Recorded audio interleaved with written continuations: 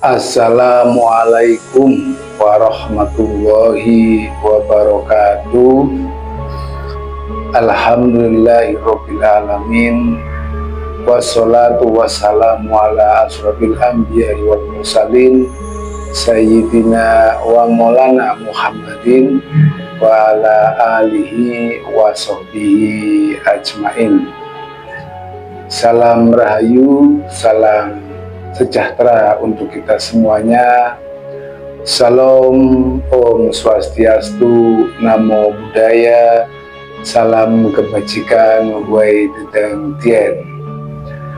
Masih bersama saya, Mbah Haroto, dengan mengulas kembali uraian-uraian ilmiah tinggi tentang metodologi metafisika tasawuf eksakta ilmiah. Baik, kaji kita kali ini yaitu kita ambil dari suatu dalil kitab Al-Quran yang kurang lebih bunyinya, ya ayatuhan nafsul mutmainnah irji'i ila rabbiki radiyatan mardiyah fadkhulil fi ibadi wadkhulil jannati. Yang kurang lebih artinya, wahai jiwa-jiwa yang tenang, kembalilah kepada Tuhanmu dengan hati yang ridho dan diridhoinya. Maka masuklah ke dalam golongan hamba-hambaku dan masuklah ke dalam surgaku.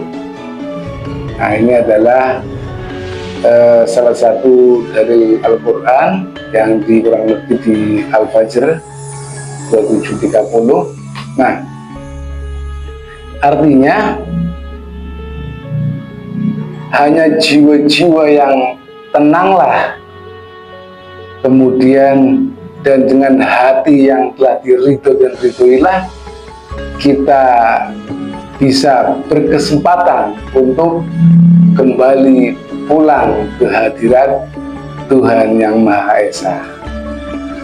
Nah, kita sebagai manusia ini jelas terdiri dari dua unsur, unsur rohani dan unsur jasmaniah. Jadi ada badan kasar dan ada ruh. Nah, di antara ruh dan jasmani itu yang disebut dengan jiwa, yang disebut dengan badan halus atau jiwa. Jadi bagaimanakah caranya membuat tenang jiwa kita, yang tentunya tidak bisa kita kerjakan menenangkan jiwa itu dengan kemampuan manualnya sendiri. Nah, karena ini adalah urusan jiwa, bukan urusan yang terlihat dengan panca indera secara langsung. Nah, inilah makanya untuk yang pertama kali kita kerjakan di dalam kita beribadah menuju kehadirat Tuhan, yang pertama kali kita kerjakan adalah tazkiyatun nafas atau pensucian jiwa. Nah, jadi tenangkan dulu jiwamu dengan cara mensucikan jiwa atau tazkiyatun nafas. Nah, yang tentunya untuk mensucikan jiwa ini tentunya mesti membutuhkan seorang guru pembimbing, karena ini adalah fondasi awal untuk bisa kembali ke hadirat Tuhan Yang Maha Esa. Jadi untuk bisa kembali ke hadirat Tuhan Yang Maha Esa, dasarnya yang perlu kita kerjakan terlebih dahulu adalah dengan tazkiyatun nafas atau pensucian jiwa. Nah, jiwa itu ibaratnya begini, kita ada di suatu ruangan kamar yang sekatnya itu menggunakan dengan kaca. Nah, jika kaca itu ada debunya, nah itulah yang disebut dengan jiwa. Tetapi jika kaca tersebut bersih daripada debu, itulah disebut dengan ruh, suci. Jadi ibarat kaca itu yang ada kotoran debunya itulah yang disebut dengan jiwa. Nah, setelah bersihnya jiwa daripada kotoran kaca, daripada kotoran debu itulah, maka roh itu yang terlihat kesuciannya. Jadi antara jasmani, jiwa, dan rohani ini ada saling keterkaitan. Jadi yang kita kerjakan di jasmania ini tentunya akan membekas di dalam jiwa kita. Jika yang dikerjakan di jasmani kita adalah untuk membersihkan jiwa kita, maka ujungnya adalah rohania yang suci. Nah, jadi untuk kembali ke hadirat Tuhan sebenarnya hanya dengan ruh yang suci. Tapi jiwa ini yang masih dibersihkan terlebih dahulu.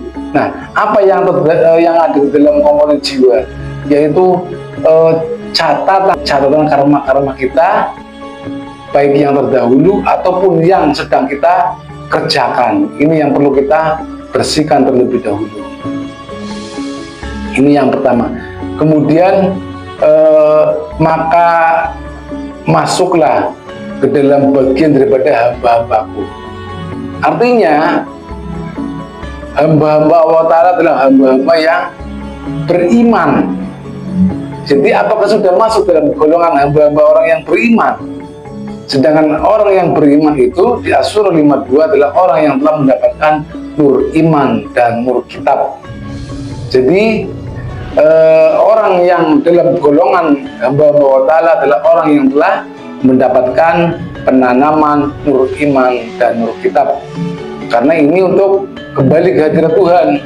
Nah, jika kita belum masuk di dalam golongan orang-orang yang beriman atau bagian daripada hamba Allah Ta'ala, yang itu mesti diawali dengan penanaman nur iman dan nur kitab, di dalam golongannya atau penanaman nur iman nur kitab, maka di alam akhirat kita pasti akan mengalami kesesatan yang disebut dengan sumum bukyun umyung bahum la yarjiun bahum la yubsirun, buta, tuli, dan juga bisu. Nah, ini yang perlu kita selesaikan satu demi satu. Artinya ayat yang tadi kami sampaikan tadi itu adalah bertujuan adalah hanya satu, yaitu innalillahi wa inna ilaihi rajiun. Bagaimanakah caranya agar kita bisa kembali ke hadirat Allahu Subhanahu wa Ta'ala. Nah, kembali inilah yang sangat sulit, karena yang kembali itu adalah ruh ke maharuh, bukan sekedar jasmani. Jasmani kita itu akan hancur, lebur, sedangkan yang kita perbuat dalam jasmani itu akan tertulis, tercatat dalam lautan jiwa. Yang jiwa itu perlu dibersihkan terlebih dahulu. Ibarat sebuah bola, roh itu masih terbungkus di kulitnya oleh jiwa. Jika jiwa itu belum disucikan atau belum dibersihkan, tidak akan mungkin bisa kembali ke hadirat Tuhan. Tetap dia akan di sini-sini juga, karena Tuhan itu tadi ujung akhirat tertinggi, sedang kita dalam dunia, di alam yang terbatas relatif. Jika kita punya akses atau kita punya jalan atau cara untuk memasuki alam akhirat, maka sampai kapanpun kita tidak akan ada di alam akhirat, akan selalu terjebak di alam dunia ini juga. Nah, terjebak di alam dunia ini tidak serta-merta ibarat kita kembali dengan wujud manusia kembali sesuai dengan catatan amalmu yang ada di jiwamu itu. Nah, jika kita masih mempertahankan di objektivitas akalnya, kita berbuat di alam dunia dengan akal sehatnya, kemudian kita berbuat dengan seluruh sudut pandang negatif, intinya kita berbuat di garis positif, kemudian dengan nalar logika yang objektif, bisa jadi kita akan terlahirkan kembali dalam dunia menjadi manusia. Nah, karena belum bisa kembali kehadirat Tuhan. Akan tetapi kalau di luar objektivitas akal atau dipenuhi dengan nafsu, nah ini yang bahaya.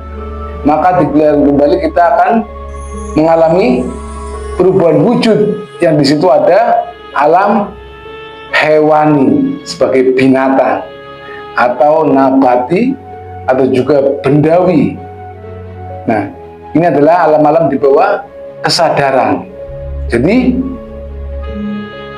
jika kita tidak bisa mengembalikan ruh ini kepada yang maha ruh, maka otomatis kita pun akan tetap ada di sini juga, tetapi dengan perwujudan yang berbeda-beda. Makanya di Al-Quran ada yang disebut dengan batu, kayu, dan besi. Kemudian juga disebut juga dengan ada yang disebut dengan anjing, kera, dan babi. Itu adalah sebutan-sebutan kutukan bagi orang-orang yang tidak bisa kembali ke hadirat Tuhan. Nah, artinya sebenarnya kita semua di alam semesta ini adalah kutukan. Nah, bukan Tuhan yang mengutuk kita, ini adalah hasil daripada perbuatan kita sendiri. Jadi untuk bisa kembali ke hadirat Tuhan, kita mesti memakai cara dan jalan. Jika kita tidak tahu bagaimana jalan dan caranya, otomatis kita akan tersesat di alam dunia saja. Tetapi dengan perwujudan belum tentu menjadi manusia, tetapi rasanya seperti manusia. Contohnya begini, ini dengan logika ilmiah tinggi, nalar tinggi. Kita di alam sadar dunia, misalkan saja kita melihat seseorang yang sedang tidur, kita lihat seorang tersebut sedang tidur pulas, bahkan dengan suara ngoroknya, dengan enaknya seperti kol diesel misalkan saja. Nah, kita melihat seseorang itu dia sedang tidur dan bahkan sampai mengorok, biasanya begitu. Tetapi di alam tidurnya orang tersebut dia sedang bermimpi. Nah, di alam mimpinya orang tersebut sedang, misalkan sedang jalan-jalan atau sedang sedang makan-makan yang enak-enak di alam mimpinya. Dan alam mimpinya itu seperti kenyataan di alam mimpinya orang yang sedang tidur tadi. Tetapi kita lihat di alam dimensi yang di atasnya, itu alam sadar, kita melihatnya orang tersebut sedang tidur, bahkan ngorok. Nah, padahal di alamnya orang tadi sedang mimpi seperti kenyataan. Dia nggak sadar bahwa di alam nyata dia sedang tidur, ngorok pula. Nah, tapi kita lihat di alam sadarnya dia sedang tidur, dan di alam mimpinya dia sedang makan-makan enak. Karena apa? Alat pembaca kesadaran di alam mimpinya dan alat pembaca virtual alam mimpinya itu bersinergi, sinkron. Akhirnya di alam tidurnya terciptalah alam kenyataan. Sedangkan alam kenyataan di alam dunia adalah alat pembacanya akal, virtual alam dimensi dunia. Di alam yang lebih tinggi, kita di alam dunia, kita melihatnya dia sedang tidur. Tapi di alam pembaca kesadaran alam mimpinya, dia sedang makan-makan enak. Jadi yang penting adalah alat pembaca kesadarannya. Alat pembacanya kesadarannya adalah turun di alam mimpi. Di alam mimpi dia kenyataan, tetapi di alam sadarnya kita melihat dia sedang tidur, tidak melihat dia sedang makan. Begitu juga ketika kita melihat seekor kucing. Kucing di alamnya kucing, dengan alat pembaca kesadarannya dan dengan alat pembaca alam dimensinya, di alam kucing rasanya seperti manusia. Tapi dia nggak sadar. Kita lihat wujudnya seperti kucing, tapi di alamnya kucing dengan alat pembaca kesadarannya dan alat pembaca virtual alam dimensinya rasanya seperti manusia. Sebagaimana kita lihat tadi, orang sedang tidur ngorok, tetapi di alam mimpinya dia sedang makan enak. Tetapi di alam sadar tingginya kita lihat dia sedang ngorok. Nah, inilah jika kita melihat dengan alat pembaca kesadaran yang lebih tinggi daripada alat pembaca kesadaran yang di bawahnya. Jadi begitu juga kita di alam dunia. Jika kita lihat dari alat pembaca kesadaran yang lebih tinggi dari alam dunia, ternyata semua yang di alam dunia adalah kutukan. Ada yang menjadikan anjing, babi, dan kera, kemudian batu, kayu, dan besi. Ini adalah contoh. Jika Allah Ta'ala menuangkan dalam firman Quran semuanya, maka Al-Quran yang sebatas ensiklopedia. Makanya ini hanya contoh. Nah, makanya untuk bisa terlepas dari itu semua, kita mesti mempunyai bagaimanakah cara dan jalannya pulang ke hadirat Tuhan Yang Maha Esa. Kalau tidak bisa pulang, maka kita akan tetap di sini juga sebagai manusia, atau turun dimensi menjadi makhluk yang lainnya. Bisa jadi hewani, nabati, ataupun bendawi. Atau yang lebih dalam lagi, ada yang disebut dengan neraka jahanam yang lebih dasar lagi, yang sulit untuk berpindah.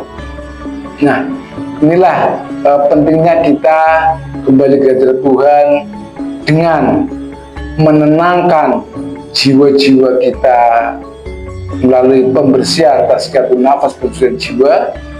Kemudian masuklah dalam golongan orang-orang yang beriman.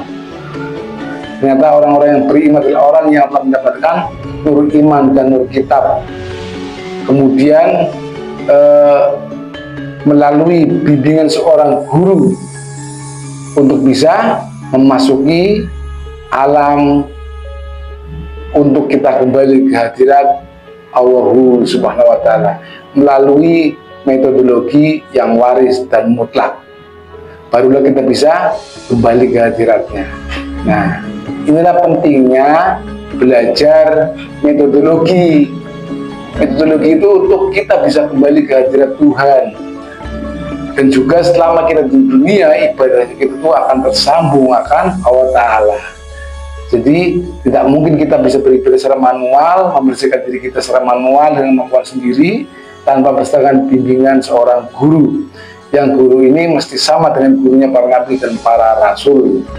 Nah, inilah yang sering kami sampaikan kepada semuanya, bahwasanya dalam kita berkehidupan itu, khususnya untuk dalam perjalanan Tuhan, dalam kita beribadah ke hadirat Tuhan, kita mesti melalui sebuah jalan dan cara.